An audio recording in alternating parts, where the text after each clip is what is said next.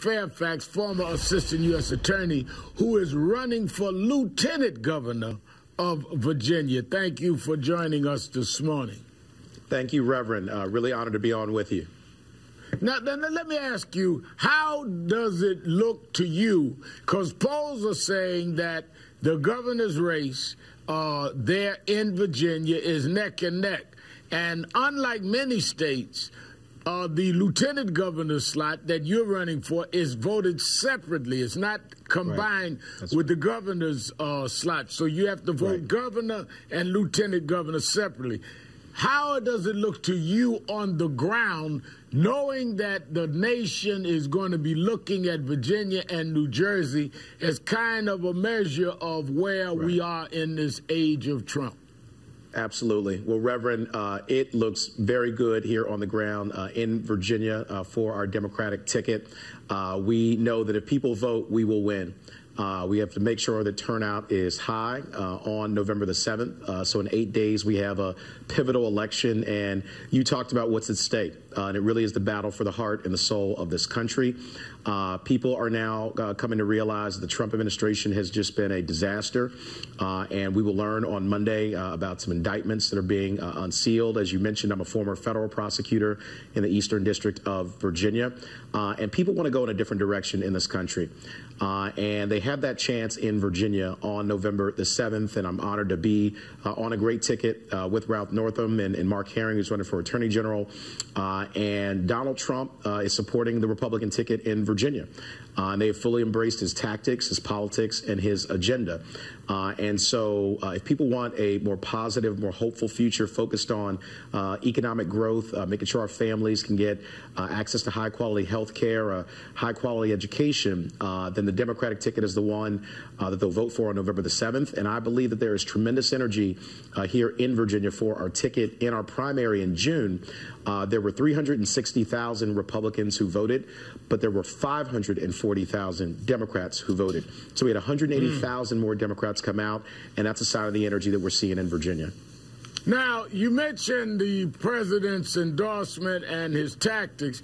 He tweeted this week in support of the Republican gubernatorial candidate, Ed Gillespie, that he will turn the really bad Virginia economy around fast, strong on crime. He may even save our statue/heritage. I mean, now this is playing right into the racial politics and fallout of Charlottesville, that the president is talking about saving our state statues, heritage. We're talking about a Confederate statue of Robert E. Lee, whose only claim to fame was that he had helped to lead a rebellion against the U.S. government, aside from the fact that the rebellion was to preserve slavery.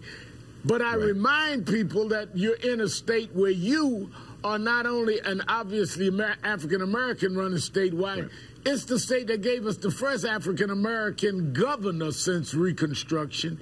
So that is not an issue in Virginia, at least it has not been. And you've been a prosecutor. You are law and order African-American that believes in fairness. Yeah, well, Reverend, thank you for that. And I have been a prosecutor. I've also been someone who believes that, we have to be smart on crime and not just tough on crime. We need to be more thoughtful. And criminal justice reform is something that we have prioritized in our race. Ending the school-to-prison pipeline is something that I've campaigned on. And you mentioned President Trump and his support for the Republican ticket in Virginia, for Ed Gillespie, and for the others, my opponent. And, they have adopted, again, his politics and his tactics. They are trying to divide people. They're going to the lowest, basest type of politics available. In fact, my opponent yesterday skipped out on talking to the NAACP state convention and instead chose to campaign with Corey Stewart, who, as you know, ran for governor this year. He lost narrowly in his primary with Ed Gillespie.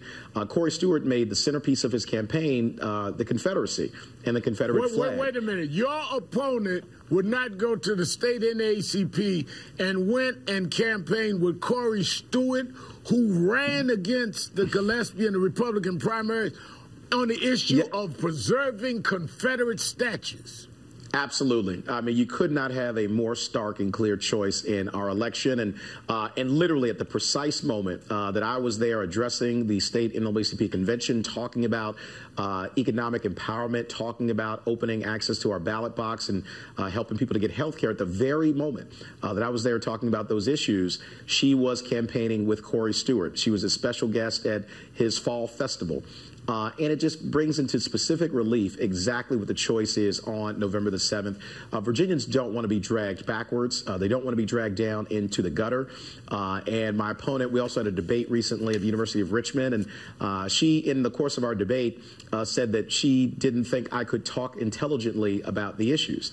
Interestingly, just yesterday, I was endorsed by the Washington Post over our opponent. We've been endorsed by the Daily Press, and they've specifically cited our command of those issues. And so, again, this is the kind of gutter, dog whistle, Trump-level politics that people reject in Virginia. In fact, they rejected it in 2016.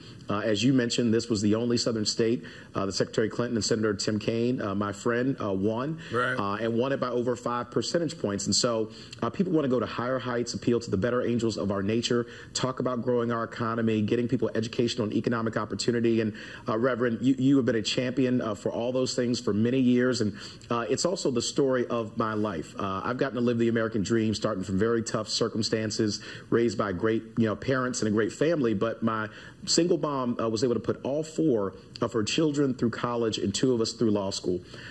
Because we got opportunity, because we got educational opportunity, and people loved us and took care of us. And that's what we want for everyone here in Virginia. Well, Justin, Fairfax after Charlottesville, the nation will be watching Virginia on Election Day. Thank you so much for being with us this morning. And a reminder to all of you, I'll be in